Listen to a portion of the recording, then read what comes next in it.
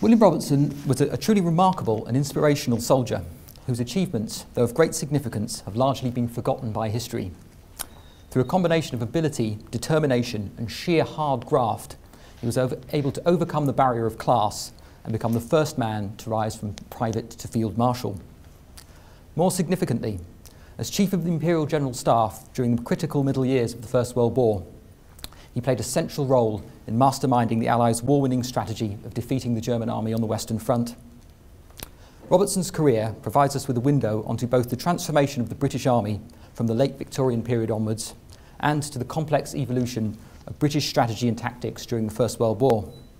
A common thread to these themes is that they show how the British Army was undergoing a fundamental shift away from a structure based on class and wealth towards one based on meritocracy and professionalism. This was a transformation in which Robertson was in the vanguard and indeed came to personify. Here's the man himself. William Robertson was born in 1860 in the village of Welbourne, Lincolnshire, to parents of modest means and humble origins. Here are his folks. His parents, Thomas and Ann Robertson, were respected members of the village community who imparted a strong work ethic and Christian faith to their son. In spite of these qualities, and of the fact that he was a bright boy who showed some promise, William was educated at the village school until only the age of 13. He then seemed doomed to a life of servile obscurity when for 4 years he undertook employment as a domestic servant. Clearly, this was a period in his life that he tried his best to forget, for the only reference to it that his biographer Victor Bonham Carter could find was where many years later he was said to have remarked to one of his staff officers, "Boy, I was a damn bad footman." To escape this life, William took the bold, or perhaps foolhardy step of joining the army. In November 1877, he enlisted with the 16th Lancers, then stationed at Aldershot. His mother's response to this throws some light onto popular perceptions of the army in this period. In a letter to her son, she expressed the commonly held opinion that the army was a refuge for all idle people. Indeed, such was her opposition to the idea that she declared that she would rather bury you than see you in a red coat. Such a bleak view was derived from the fact that as a result of low pay and dreadful conditions, the army often attracted only the dregs of society. It was a view very much vindicated by Robertson's first impressions of army life. In his memoirs, he described how in joining, many of his comrades seemed addicted to rough behaviour, heavy drinking and hard swearing. Indeed, entry to the army was quite a shock and in many ways a deeply unpleasant experience. Many of the soldiers in his regiment were old-timers who had been worn down and embittered by the misery of army life. Forced to live in grubby, poorly furnished barracks on meagre rations and subjected to harsh discipline, the army held out few prospects for most soldiers. Their life consisted of a monotonous routine, brightened only by the receipt of their meagre weekly pay. This they invariably spent on drink, which in turn fueled an unending series of petty arguments and fights. Such a wretched existence inevitably led to the establishment of a strict pecking order, in which the old soldiers, in Robertson's phrase, exacted full deference from new recruits, who were subject to the servile practice of fagging, were forced to lend money and kit to their older comrades, and assigned the worst bed, food and jobs.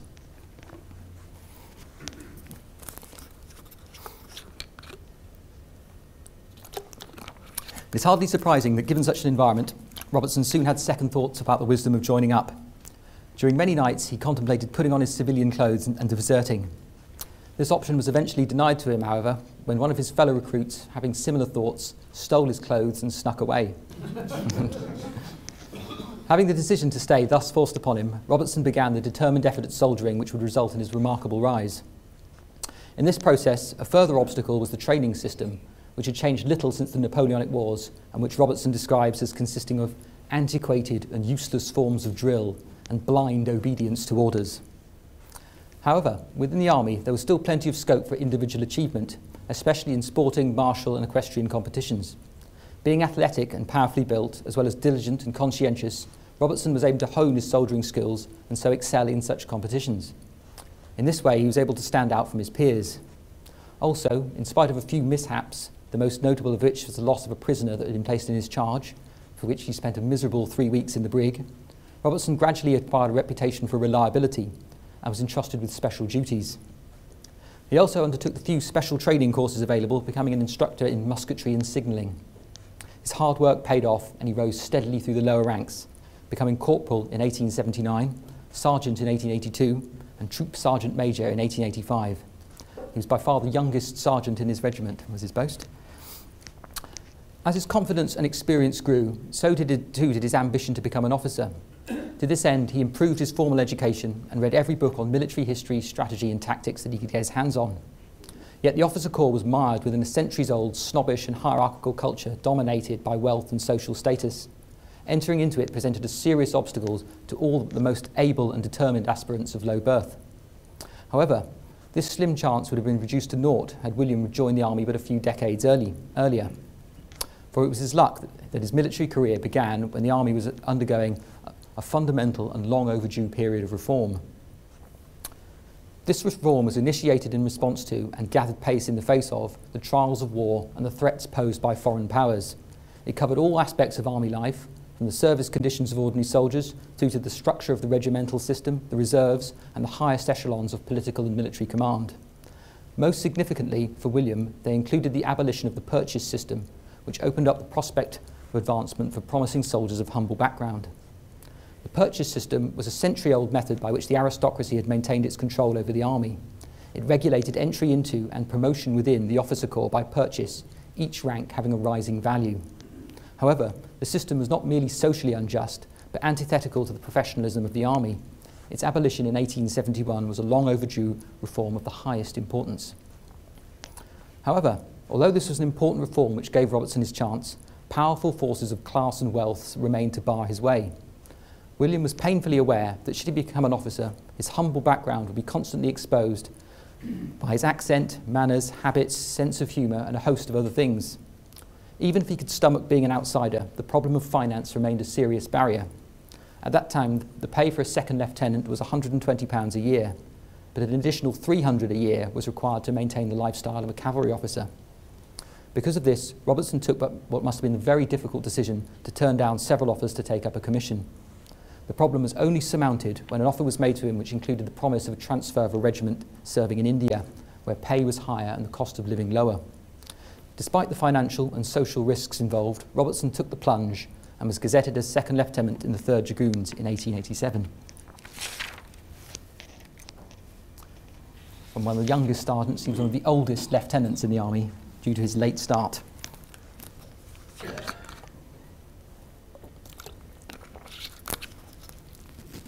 An insight into his fears and to the loneliness of his position at this time is revealed in letters that he wrote to his parents, in one of which he described how, "I never remember leaving home more depressed than this time. You see, it's all amongst strangers, strangers in more ways than one.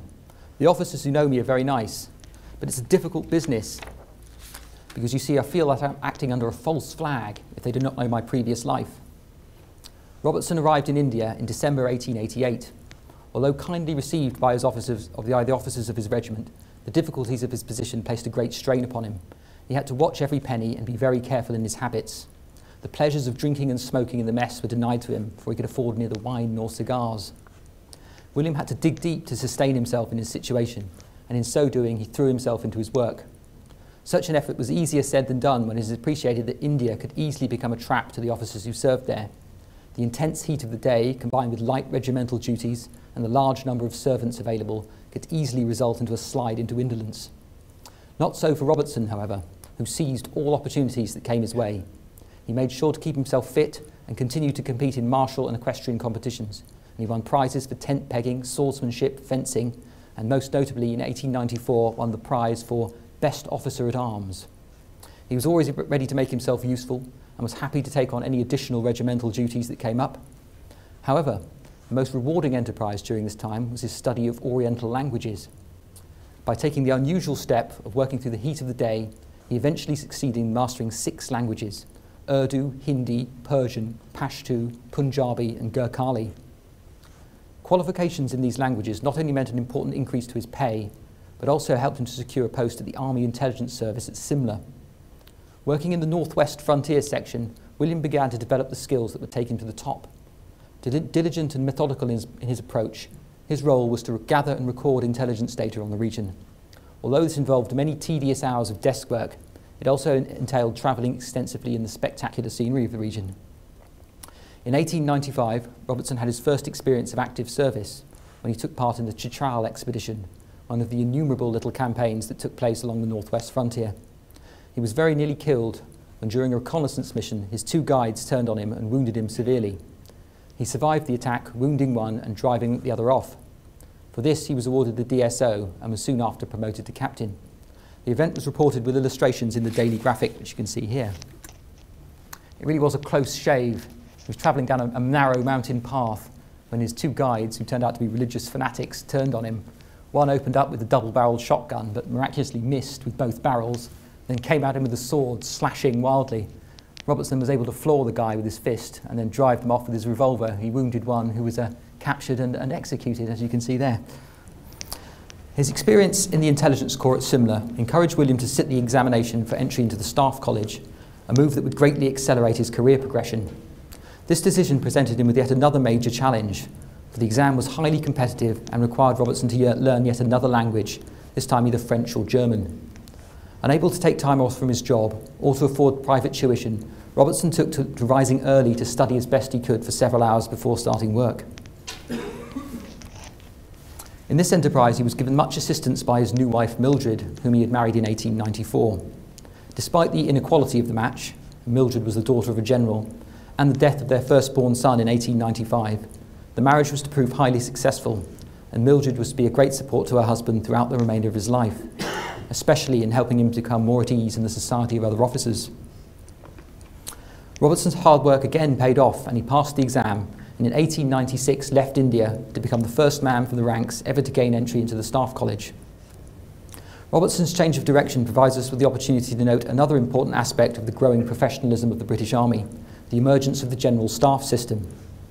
Having a pool of officers highly trained in military administration, intelligence analysis, operational planning, and logistics was vital to the functioning of any modern army. Such roles were undertaken by staff officers. However, for much of the 19th century, like many other aspects of the army, the system for training staff officers had been badly neglected, nor was the army run by a general staff system comparable to that developed by continental armies. The result of this neglect had been the disasters associated with the Crimean War. After this calamity, there was a gradual improvement in the training of staff officers, yet it took the further disasters of the Boer War half a century later to bring about the introduction of the general staff system.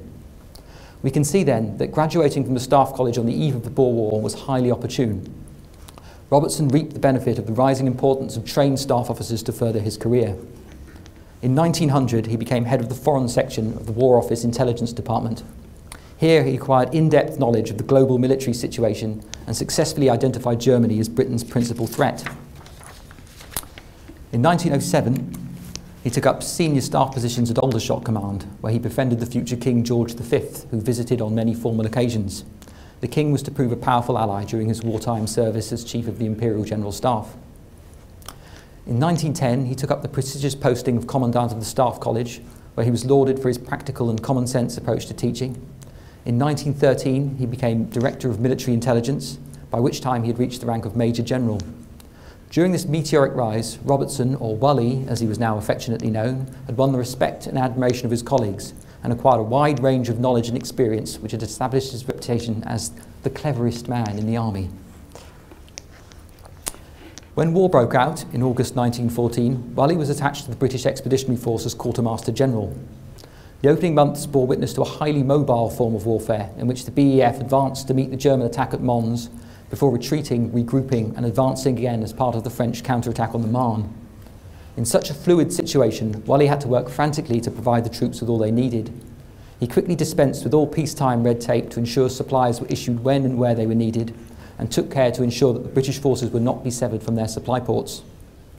As winter drew on and open warfare gave way to entrenched stalemate, it became clear that victory had eluded both sides and that the war would continue indefinitely. The British Army was badly short of the supplies and equipment needed for trench warfare. Wally had to tackle this problem by implementing strict economy, especially in the issue of artillery ammunition. Despite its shortages, the BEF clung on grimly through the winter, notably defeating the German army's ferocious attempt to break through at Ypres. His efforts did not go unnoticed, and further promotion followed when in January 1915 he was appointed Chief of Staff of the BEF, so that's the abbreviation of British Expeditionary Force. This was a tough job, for it entailed the careful handling of its temperamental Commander-in-Chief, Sir John French, whose views and methods Wally often profoundly disagreed with. The position did, however, give Lloyd a platform to assert his strategic views. As it is his influence on the development of British strategy in the First World War that Robertson's importance to history lies, it is to this broad theme that we now must turn our attention.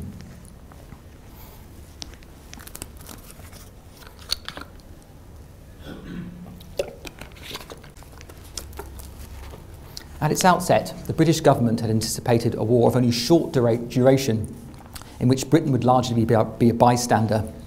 Her role would be to defend sea communications and maintain the economic integrity of the alliance, while the powerful land forces of our allies, France and Russia, it was hoped would rapidly overwhelm the forces of the Central Powers. Britain's small army was intended to make a symbolic rather than significant contribution to this victory. This passive and languid approach to war was characterised by Churchill as the strategy of business as usual. However, by the winter of 1914, with Russia suffering serious defeats in the east, and with the onset of entrenched stalemate in the west, it became clear that this strategy was redundant. The war would be long and would require Britain's full commitment. In the wake of this failure, a debate over the shape of the new British strategy began, which was to grow in ferocity as the war proceeded, and indeed was to be refought by historians for decades to come. This debate has been broadly and somewhat crudely characterised as falling between Easterners and Westerners. Here's the Western Front in all its glory. Western strategy was far simpler in terms of its basic conception. Its advocates, who included most senior British generals, argued that victory could only be won by the defeat of the German army in France and Flanders. And as Robertson put it, every man, horse, shell and gun should be deployed to this theatre to attain this. This concept was fundamentally sound. The Germans were the principal enemy. Winning the war depended upon defeating their armies, which were largely deployed in the West.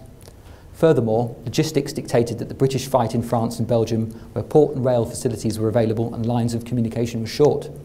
Finally, defence of France was such a vital issue that it could not be jeopardised by deploying troops elsewhere.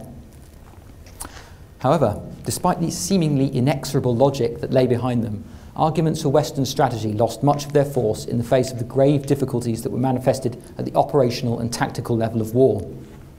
These problems were the result of the technological epoch in which the war was fought.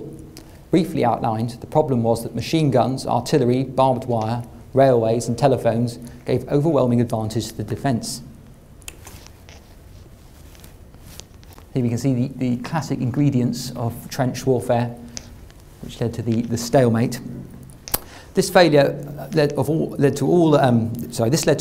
the failure of all offensive operations with which the war had begun, and forced each side to construct a vast and highly elaborate system of opposing trenches, which eventually stretched from the Alps to the Channel.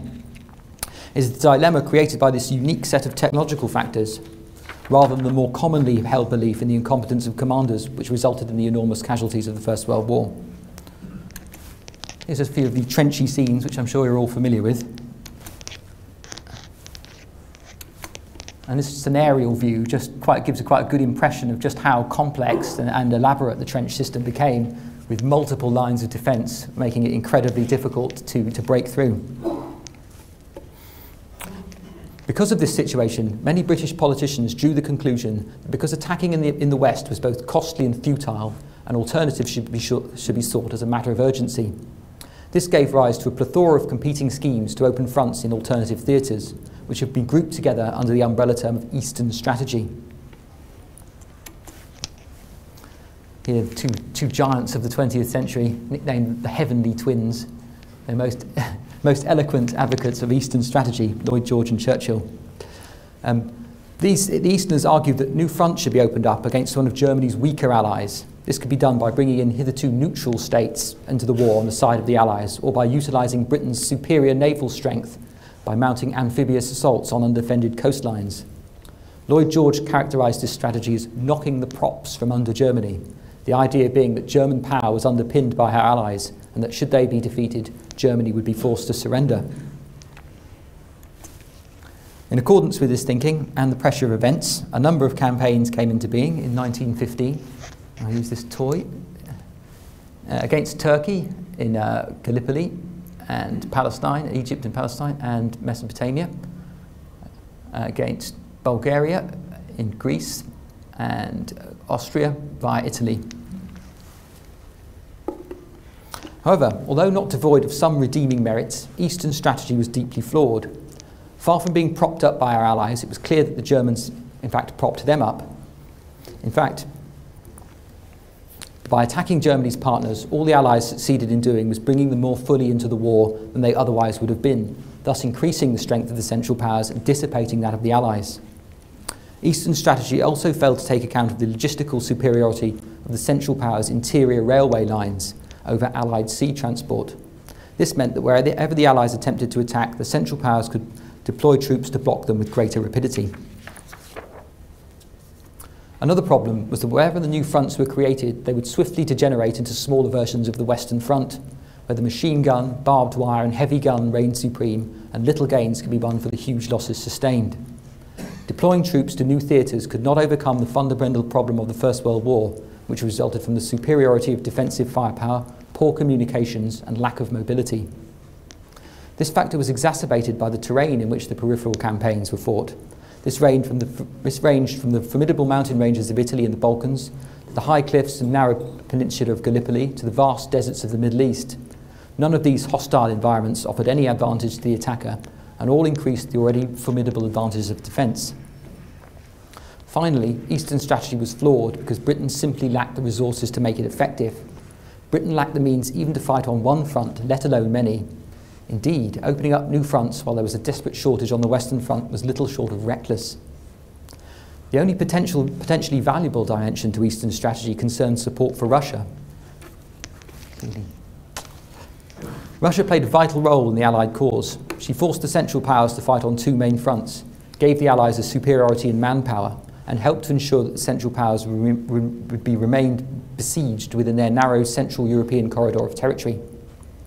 Yet in spite of her importance, Russia did not have the place within British strategy that it warranted.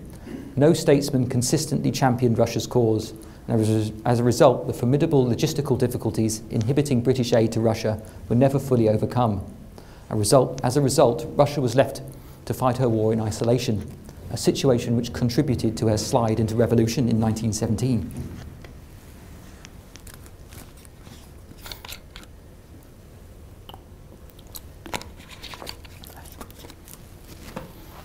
While this dispute between Easterners and Westerners formed the broad context for the strategic debate, British strategy was complicated and compromised by three other major factors: imperial defence, coalition warfare, and inadequate governmental machinery.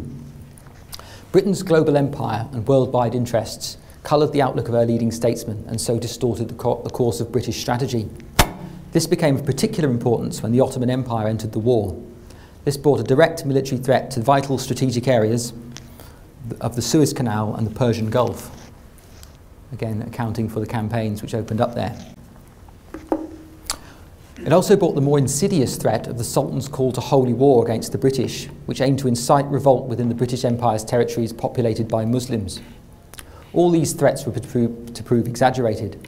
The Middle Eastern deserts made both Suez and the Gulf easily defensible, and the Sultan's call to jihad met with little response from the Muslim subjects of the British Empire. Yet these fears were widely held by British statesmen and were used to bolster arguments for adopting Eastern strategy, much to the detriment of Britain's real interests.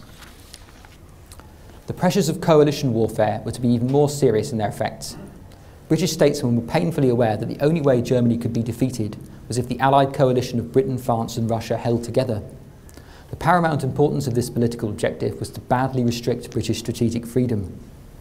As the war progressed, France and Russia were bearing the brunt of the fighting and suffering enormous casualties in the process. This put the British under increasing pressure to act offensively to relieve them. Even if such offensives were costly and militarily unwise, it was politically vital for the British to show their allies they were not going to leave them in the lurch and were ready to make sacrifices on a comparable scale. This pressure was to cause Minister of War Lord Kitchener to lament that we are compelled to make war as we must, not as we should like. Complicating everything was the chaos that presided at the centre of government. There were deep-seated divisions between the frock coats, or civilian politicians, and the brass hats, or senior military professionals over who should run the war. Also, for much of the war, strategy was formulated in a number of large, unwieldy cabinets and committees. As a result, policy-making was subject to continuous and often acrimonious debate, lacked cohesion and consistency, and was compromised by delays and unresolved differences.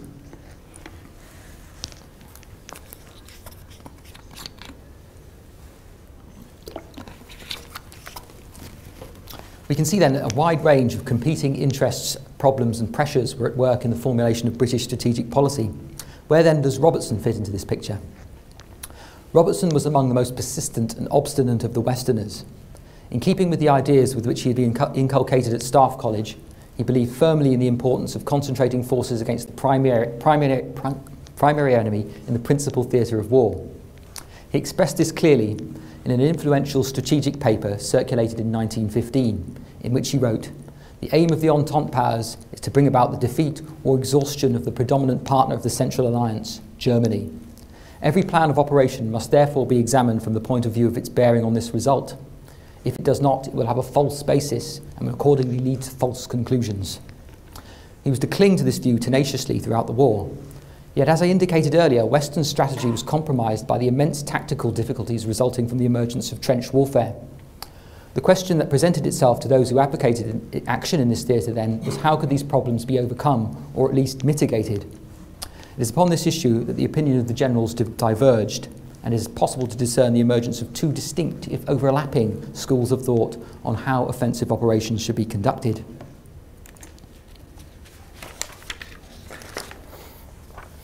The first of these was that advocated by the two commanders of the BEF, Sir John French, who you can see here, and Sir Douglas Haig.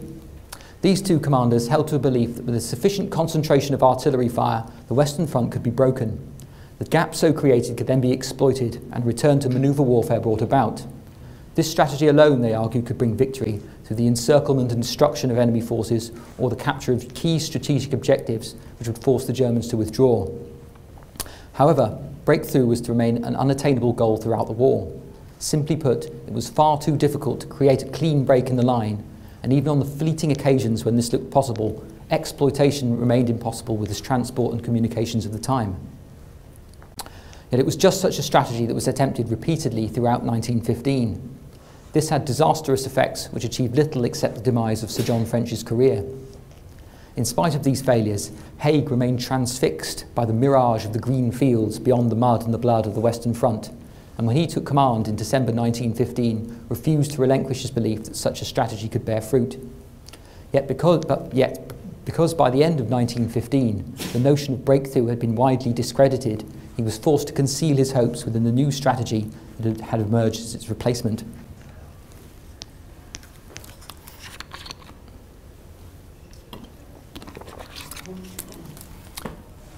This strategy was that which now goes by the now notorious name of attrition. Attrition has had a bad press and is conventionally looked upon as the unimaginative and callous concept which generals fell back upon when they failed to come up with more subtle or creative solutions to the tactical impasse of the Western Front. Indeed, this type of warfare has been roundly condemned as being responsible for the annihilation of an entire generation. However, attrition was not only the correct strategy, but indeed the only viable strategy with the technology available at the time. Attrition, then, is a key concept for understanding the strategy and warfare of World War I, and it is worth considering its origins and development. The concept of attrition evolved during the course of the war and meant different things to different people. It was first introduced by Lord Kitchener, who as Minister of War controlled British strategy in the early part of the war. For Kitchener, attrition was a defensive strategy, based around the hope that the Germans would obligingly attack the Allies, who could then use the superiority of defensive firepower to inflict disproportionate casualties upon them. Although favourable to the British, as it allowed them to husband their forces instead of committing them to offensives before they were ready, this strategy was untenable and broke down in the face of many pressures. Firstly, the Germans didn't oblige the Allies by attacking in the west. Instead, throughout 1915, they concentrated much of their effort on the Eastern Front, where they enjoyed considerable success. Secondly, Sir John French, along with most other British officers, held firm to the belief that defensive operations could be successful and were, in any case, essential to maintain the morale and fighting efficiency of the army. Most significantly, however, the pressures of coalition warfare served to undo Kitchener's defensive strategy. The French, who were understandably adamant in their efforts to drive the Germans from their territory, would not accept a defensive stance, and the Russians were suffering serious defeats in the east and had to be assisted by attacking the Germans in the west. In order to maintain the integrity of the alliance, the British were forced to participate in offensive endeavours as fully as they could. The failure of Kitchener's strategy was most tellingly revealed by comments he made to Haig prior to the Battle of Loos in September 1915, where he confided that, We must act with all our energy and do our utmost to help the French, even though by doing so we suffered very heavy casualties indeed. These comments were a frank admission of the harsh reality that the politics of maintaining the alliance at all costs had to be put ahead of sound strategy and indeed the lives of British soldiers. Yet the inherent contradiction of this policy was summed up concisely by Robertson, who said prior to Loos that we would not be helping the French by throwing away thousands of lives and knocking our heads against a brick wall.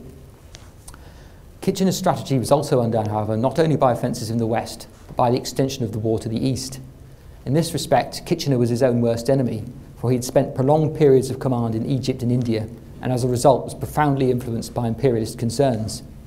Because of this outlook, Kitchener acquiesced in the eastern adventures of Gallipoli, Salonika and Mesopotamia, all of which, for reasons that I outlined earlier, ended in failure and contributed to the very overstretching of Britain's resources that Kitchener had hoped to avoid. 1915 was the graveyard of three different strategies. Kitchener's hope of limited commitment to defensive attrition had been undone by a whole host of factors. Likewise, the breakthrough strategy of French and Haig had yielded nothing, nor had the eastern adventures advocated by Lloyd George and Churchill. These failures produced major changes in the British military and political command. Churchill and French lost their positions, and Kitchener became increasingly sidelined. The rising stars were Haig, who became commander of the BEF, and Robertson, who became chief of the Imperial General Staff. Here's Robertson again, just in case you've forgotten what he looks like.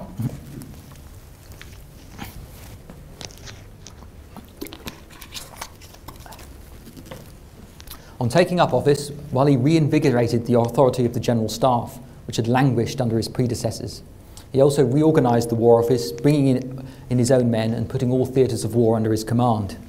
However, these were but a preliminary to the attainment of his three principal aims. These were to reassert the primacy of the Western Front, to harness the entire resources of the nation, in particular her manpower, to the Allied war effort, and to devise and implement a war-winning plan with Britain's allies. In all three of these endeavours, Wally experienced decidedly mixed results. Although the Western Front was acknowledged by all to be the primary front, and the Gallipoli fiasco was brought to an end, Salonika remained as a running sore, and the campaigns in the Middle East were to continue to grow as the war went on. Also, although conscription was introduced during 1916, Wally never got full control over manpower that he felt was necessary to ensure victory. Indeed, as the war went on, Lloyd George was to use control over manpower increasingly as a means of restricting Robertson's control over strategy. Finally, although plans to coordinate the efforts of the Allied coalition were devised, they proved difficult to implement, and the problem of inter-Allied cooperation was to remain a serious one until 1918. An additional frustration for Robertson, however, was his inability to impose his will upon the operational methods used on the Western Front. Grave differences on this issue emerged between his views and those of Haig. It is here that we must return to the concept of attrition, for at the heart of these differences lay a divergence in the understanding of the concept and purpose of attrition held by each. Robertson was an advocate of what we might call the step-by-step warfare of offensive attrition. In a memorandum of extraordinary prescience, Wally saw the way ahead as early as February 1915.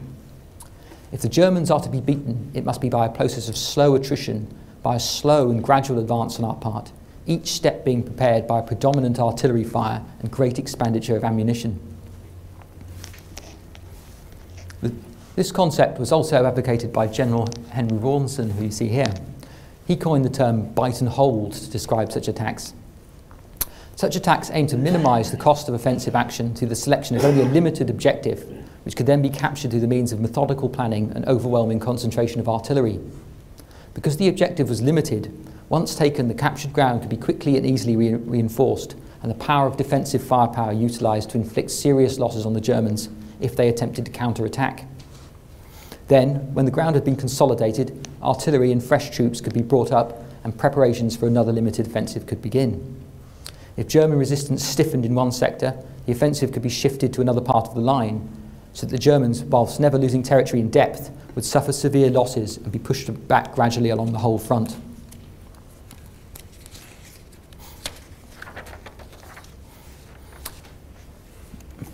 This step-by-step method for offensives would be supported by a generally offensive attitude in which continuous raiding of enemy trenches would aim to ensure that the enemy was both continuously pressurised and weakened. Here we see a British raiding party going into action.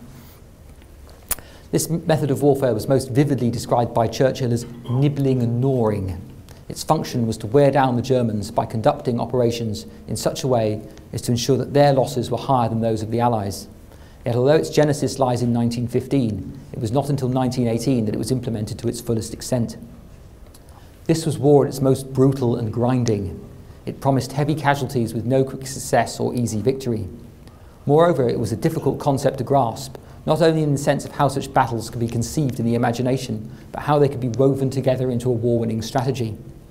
Also, the strategy required lavish amounts of artillery, which had to be utilised with a raft of new gunnery techniques in combination with new, more sophisticated infantry tactics. All of this would take time to build and learn, and would, in the short term, severely limit what the British Army was capable of achieving. These unfortunate realities rendered the strategy of attrition either unintelligible or unattractive to many generals and politicians. So as a result of the failure of all other options, attrition ostensibly became the guiding principle of Allied strategy. In principle, the policy was never adhered to in the pure form that would enable it to succeed to the fullest extent. Haig, in particular, held a very different understanding of attrition. For him, attrition was only the first stage of a battle. Its purpose was to wear down the enemy only to the extent needed to create favourable conditions for a decisive attack. Again, this decisive attack would entail breaking through the enemy's lines and returning to mobile warfare. This was most succinctly defined in Haig's diary entry for January the 18th, 1916, where he wrote, "The principles which we must apply are 1. Employ sufficient force to wear down the enemy and cause him to use up his reserves. 2. Then, and only then, throw in a mass of troops at some point where the enemy has shown himself to be weak, to break through and win victory." This flawed notion was based upon faulty and over-optimistic intelligence about the decline of German reserves and morale, which led Haig to believe that the Germans were far closer to cracking than was actually the case. It was to have serious consequences for the offensives of 1916 and 17. These mighty offensives, notably the Somme, Arras and Passchendaele, are by far the most controversial in British military history. On the first day of the Somme, Haig, believing that the German reserves had been used up at the Battle of Verdun earlier in the year, hoped to rupture the German lines in a single mighty blow. This failed catastrophically, resulting in the bloodiest day in military history. Likewise, during the Passchendaele offensive a year later, Haig again, believing that the Germans were on their last legs, harboured hopes for a breakthrough. He once again set far-reaching objectives which aimed to capture the Belgian coast, again resulting in excessive casualties. Haig was certainly not blind to the importance of well-prepared operations, and indeed implemented the innovations in tactics and weaponry needed to make them a success. The great battles of 1916 and 17 contained some striking successes, most notably the capture of Vimy and Messines ridges. However, he failed to embrace the concept of attrition wholeheartedly. Because of this, even in the face of horrific weather, Haig continued to sanction over-ambitious and ill-thought-out operations, in line with his unfaltering yet unfounded belief that if he kept pushing, the German front would collapse and the opportunity for manoeuvre and exploitation would at last present itself.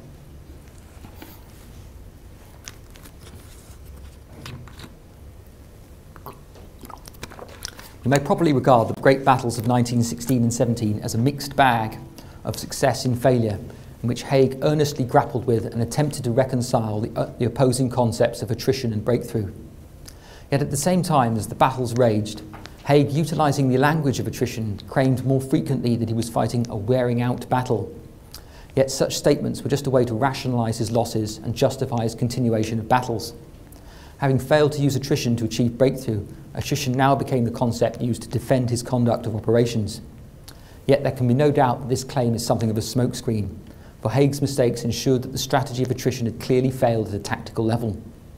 By most calculations, the Allies suffered significantly higher casualties than the Germans during the operations of 1916 and 17. Here's just a grim reminder, really, of how success and victory on the Western Front is measured by the body count. All right, I suspect there are some Haig supporters out there, so before I get accused of Haig bashing, it's important to qualify some criticism of him. First, it's important to reiterate that the heavy casualties resulted more from the nature of trench warfare and the inherent weaknesses of the British Army than bad generalship. Moreover, Haig can be praised for effectively managing the transformation of the British Army into a modern and highly efficient fighting force, which, in the hard school of war, succeeded in mastering the latest weapons and tactics to to become well versed in the art of trench warfare. Most importantly, if measured by their wider strategic aims, the offensives could still be regarded as a success. The Germans could less afford the losses than could the Allies, and in the long term, the grim arithmetic of attrition still worked in the Allies' favour. Finally, the offensives of 1916 and 17 played a vital role in alleviating pressure on Britain's hard-pressed allies.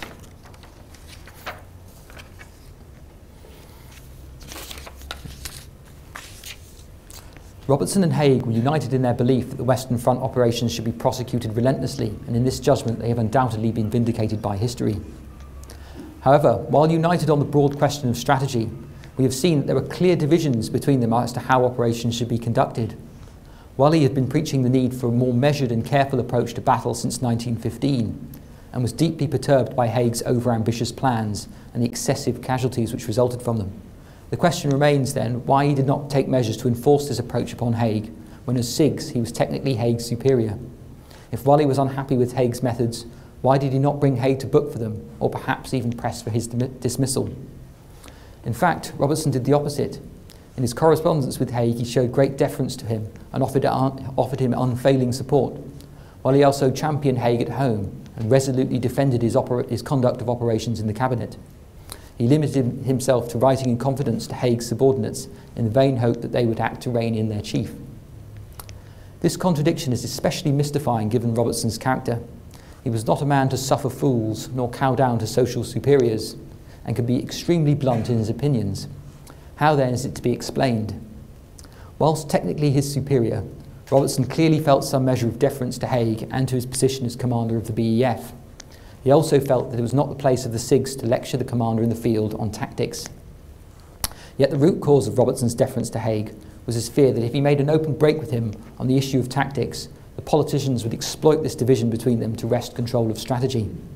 It was only by resolutely maintaining a united front with Haig that Robertson could hope to retain his control over British military policy. So for the sake of strategy, while he was forced to sacrifice his influence over tactics, this was a heavy price to pay and was to gradually undermine his position, for he was forced into the unenviable position of having to justify an ever-growing butcher's bill whilst being deeply unhappy with the methods by which operations were being conducted. Whilst Western strategy was in the main vindicated, the huge cost in life that it incurred was deeply unsettling to the politicians. Lloyd George in particular was distraught by this and constantly sought to undermine the strategy and the men who were its advocates. During the course of 1916, he rose to become Minister of War, then Prime Minister. His views became increasingly difficult to ignore. Indeed, Robertson's time in office was characterised by a running battle with Lloyd George over control of strategy. This battle was to become increasingly bitter, and while Robertson was able to use his influence with the press, the army, the king, and at times the other Allied generals to obstruct Lloyd George's schemes, in the end, Lloyd George proved too cunning an opponent and succeeded in forcing Whalley out. That Britain's war effort should be so severely compromised by the bitter feud between its senior military and civilian leaders was especially tragic, given the fact that both men agreed that the war should be fought to a finish with the aim of total victory.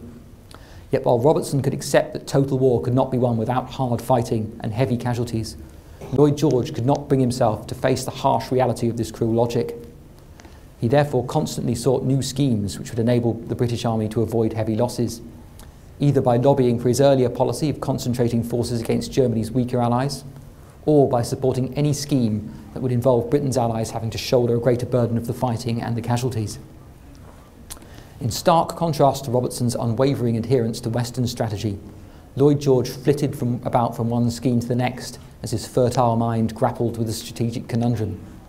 As well as pressing for action in the Balkans and the Middle East, he sought to equip the Italians and the Russians with British guns to enable them to take the offensive. The Robertson-Lloyd George duel had mixed results. Whilst Robertson was unable to prevent the growth of Britain's military commitments in the Balkans and Middle East, he thwarted large-scale transfer of material to Italy or Russia and ensured that the Western Front remained the primary theatre. As the battle for strategy rumbled on, another issue grew steadily in importance and also served to drive a wedge between Whalley and Lloyd George. This was the thorny issue of unity of command. This problem had dogged Anglo-French strategy since the beginning of the war. For whilst unity of command was clearly desirable to enable the Allies to make the most efficient use of their resources, The lack of trust between the British and French commanders made it extremely difficult to implement in practice. Lloyd George, however, was not to be deterred. He saw unity of command not only as a noble end in itself, but also as a way of undermining the authority of his own generals, which enabled him to seize control of the higher direction of the war. Lloyd George's first attempt to subordinate the BEF to the French came during a conference at Calais held in February 1917. It failed when Robertson and Haig reacted with fury to the idea and to Lloyd George's devious intrigues. However, in the face of a catalogue of disasters which befell the Allies in 1917, which saw mutiny in the French army, heavy British losses at Passchendaele, revolution in Russia, the rout of the Italians at Caporetto, and the devastating impact of Germany's U-boat campaign, unity of command once again became a pressing issue. While this bleak picture was offset by the entry of the United States into the war, it set the scene for the climax of the duel between Robertson and Lloyd George in the winter of 1917 and 18. Lloyd George used the deteriorating strategic situation to again press for his long-hoped-for diversion of Allied strategy away from the Western Front. He argued that the Italians could not be allowed to go under, and British troops should be dispatched there to prop them up.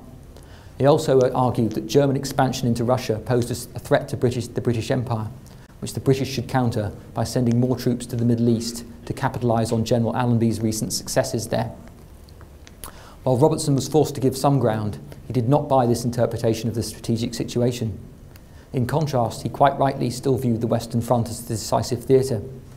He argued that the Germans would not use the collapse of Russia to expand east, but on the contrary would take the opportunity to divert troops from the east to the west and attempt to win victory there before the Americans arrived in large numbers.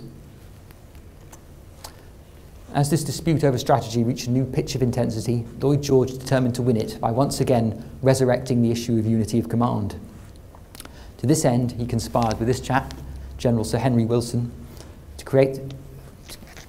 press for the creation of the Allied Supreme War Council, upon which would sit senior Allied political and military figures. The idea was for this body to coordinate all Allied strategy and resources. However, it was not clear how this new body would operate, what its powers and responsibilities would be, nor how it would interact with existing command structures. Robertson perceived both Lloyd George's duplicitous motives and the flaws in the new system. He understood that its main purpose was to undermine his authority as SIGs, and so lobbied hard against its introduction. However, his opposition was perhaps too virulent, for unity of command was an important objective, and it was necessary for the Allies to attempt to come to some formula to bring it about, however imperfect. In putting up such fierce resistance, Robertson began to be seen as an obstacle to Allied unity, and so, having boxed himself into a corner, was forced to resign in February 1918. However, Lloyd George had left it too late to reorientate strategy away from the Western Front. As Robertson had predicted, the Germans concentrated their resources for one final mighty offensive on the Western Front in the spring of 1918. The crisis this brought rendered all other strategic considerations meaningless. All energy and resources had by default to be once more concentrated on the Western Front. Moreover, the crisis finally forced upon the Allies a workable system of unity of command, when Marshal Foch was chosen to coordinate Allied forces. And he is the one second from the right. And that's the bunch of Allied commanders on the Western Front in 1918.